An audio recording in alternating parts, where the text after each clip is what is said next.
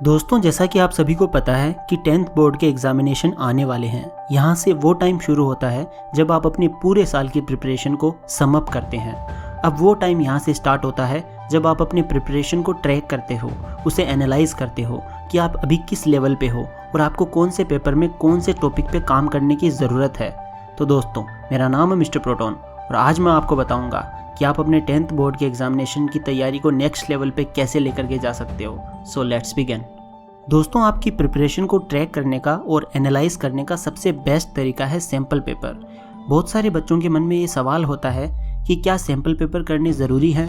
अगर करने हैं तो कौन से सैम्पल पेपर करने हैं? सैम्पल पेपर करने का सही तरीका क्या है? हमें किस तरह से सैम्पल पेपर करने चाहिए? अभी सैम्पल पेपर के रिगार्डिंग बच्चों के मन में काफ़ी तरह के ढेरों सवाल हैं और वो कंफ्यूज हुए पड़े हैं। इसलिए मैंने सोचा क्यों ना इस बारे में डिटेल में बात की जाए ताकि आपके मन में इस रिगार्डिंग जितने भी क्वेश्चंस हैं वो सोल्व हो जाएं। एक सिंपल सी बात जो मैं आपको बताना चाहता हूँ वो ये है कि सैम्पल पेपर करने काफ़ी ज़रूरी हैं ताकि आपको एग्ज़ाम पैटर्न का पता चल सके। एग्ज़ाम में किस तरह के क्वेश्चंस आते हैं, आपकी प्रिपरेशन किस लेवल तक पहुँची है, ये सैम्पल पेपर ही आपको बता सकते हैं। सैम्पल पेपर करने से आपको इन सब चीज़ों के बारे में पता चलता है और आपकी प्रिपरेशन को एक्स्ट्रा बूस्ट मिलता है। और सबसे इम्पोर्टेंट ये होता है कि जब आप 3-4 सैम्पल पेपर कर लेते हो तो आपके अंदर से एग्ज़ाम में आने वाले पेपर को लेकर के सारा हेजिटेशन और सारा डर खत्म हो जाता है। आप यूज्ड टू हो जाते हैं उसके और फिर एग्ज़ाम में रिलैक्स होकर लिख पाते हो। वहाँ आपके हाथ पैर नहीं फूलते क्योंकि आपने ऑलरेडी सब देखा होता है कि पेपर का पैटर्न क्या है, पेपर में किस तरह के क्वेश्चंस आएंगे, आपको सब पता है। उसमें किस तरह के सवाल आएंगे पेपर में, ये भी आपको पता है। आपके लिए फिर वो नया नहीं रह जाता है। आइए आपको एक एग्जांपल देता हूँ। मान लो कि आप स्कूल में हो और आपके स्कूल के टीम का क्रिकेट मैच किसी दूसरे स्कूल के क्रिकेट टीम से है और आप अपनी स्कूल के टीम का हिस्सा हो। मान लो कि आपकी टीम को बोला जाए कि आप बिना प्रैक्टिस के सीधा मैच खेलने उतरोगे, तो उस वक्त आपकी और आपकी टीम की क्या हालत होगी और कॉन्फिडेंस कितना गिरा हुआ होगा, क्योंकि आपने प्रैक्टिस नहीं की और आप सीधा मैच खेलने जा रहे हो, वो भी डिसाइडर। तो आपको इस एग्जाम्पल को सीधा यहाँ से रिलेट करना चाहिए। सैम्पल पेपर आपके प्रैक्टिस मैच की तरह है और बोर्ड एग्ज़ाम एक फाइनल मैच की तरह है। तो दोस्तों, अब अगर बात करें कि कौन से सैम्पल पेपर आपके लिए बेस्ट होंगे, तो जैसा कि मैंने एनालाइज किया है, क्वेश्चन पैटर्न्स और सारे फीचर्स को देखते हुए आपके लिए ओसवाल के सैम्पल पेपर सबसे बेस्ट होंगे, क्योंकि इसमें वो सारी चीज़ें इंक्लूड की गई है जो कि एक टॉपर स्टूडेंट की तरह आपको अप्रोच करने में मदद करेगी। इनके सिलेबस को CBSE के न्यू सिलेबस के अकॉर्डिंग डिज़ाइन किया गया है।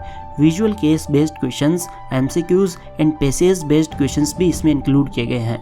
CBSE के प्रीवियस ईयर में पूछे गए सारे क्वेश्चंस को सोल्ड पेपर्स के जरिए इसमें दिया गया है और साथ ही साथ टॉपर्स की आंसर शीट भी इसमें इंक्लूड की गई है, जिसे देखकर आप समझ सकते हो कि टॉपर जो है उसने किस तरह से आंसर लिखे हैं। कंसेप्ट्स को समझाने के लिए इसमें माइंड मैप्स को भी इंक्लूड किया गया है। इनकी बुक जो है वो हाइब्रिड एडिशन में आती है, यानी प्रिंटेड तो है ही, साथ में मोबाइल या लैपटॉप के जरिए क्विक रिवीजन के लिए QR कोड भी दिया गया है हर चैप्टर का, और साथ ही साथ इसमें NCERT की इन डेप्थ वीडियोस को भी इंक्लूड किया गया है। इस तरह के ढेर सारे फीचर्स आपको इस बुक में मिल जाएंगे जो आपको एक्स्ट्रा ऑर्डिनरी मार्क्स लाने में हेल्पफुल साबित होंगे। तो दोस्तों, ये तो थी कि आपको सैम्पल पेपर क्यों करने चाहिए और कौन से करने चाहिए। अब मैं आपको बताऊंगा कि सैम्पल पेपर करने के सही तरीके क्या हैं और आपको इसे किस तरह से सोल्व करना चाहिए। सबसे पहले तो आपको अपने स्टडी रूम में एक कोना पकड़ लेना है पूरे 3 घंटे के लिए। बिल्कुल आपको एग्जामिनेशन हॉल वाला माहौल रखना है। आसपास जितने भी नोट्स या बुक्स हैं उसे हटा देना है। अपने मोबाइल, लैपटॉप, जो भी इलेक्ट्रॉनिक गैजेट्स हैं उन्हें अपने से दूर कर देना है। एक वाटर बोतल और एक वॉच के साथ आपको 3 घंटे के लिए बैठ जाना है और एकदम रिलैक्स होकर पूरे टाइम मैनेजमेंट के साथ पेपर करने हैं। टाइम मैनेजमेंट का खासा ख्याल रखना होगा आपको। पर क्वेश्चंस के हिसाब से टाइम को डिवाइड कर लीजिए और एक क्वेश्चन में आपको उतने ही टाइम देना है जितना कि आपको एक्चुअल में मिलता है, और लास्ट के 15-20 मिनट आपको रिवाइज करने के लिए अपने हाथ में रखना है और बिल्कुल रिलैक्स होकर आपको पूरा पेपर करना है।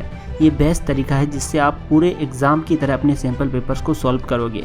लेकिन एक इम्पॉर्टेंट चीज़ जो आपको याद रखनी है कि जब तक आपका सिलेबस पूरी तरह कंप्लीट ना हो तब तक सैम्पल पेपर मत करना, क्योंकि फिर आपके क्वेश्चंस छूट जाएंगे और आप डीमोटिवेट फील करोगे।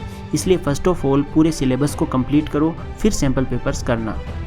दोस्तों, मेरे फाइनल वर्ड्स, टॉपर बनने के लिए आपको भी अपनी सोच टॉपर की तरह रखनी होगी।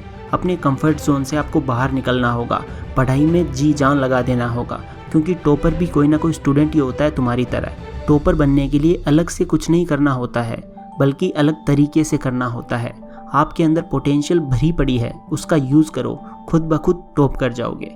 सो thank you so much for watching this video. Take care, love you all.